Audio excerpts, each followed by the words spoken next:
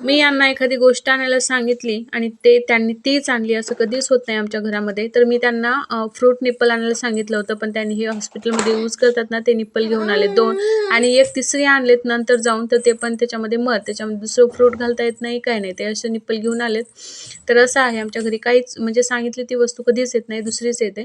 तर आणि लाडू बघा कसा त्याच्या मोठ्या पप्पांनी दिलेलं हे गिफ्ट आहे. हिमालयाचं गिफ्ट पॅक आहे. ते त्याच्यावर आदूळ कसा खेळतोय मस्त असा. आणि मोठे पप्पा म्हणजे यांचे मोठे भाऊ यांनी ते गिफ्ट दिले आणि सगळं बेडरूम आवरून घेतली.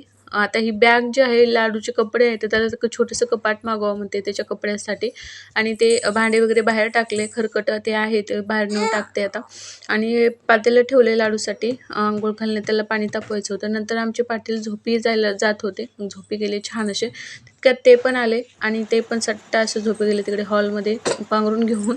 आणि नंतर मावशी आल्या होत्या. मावशीने आधी कपडे धुतले, भांडे घासत होत्या. तर उद्या भेटूया. चला बाय.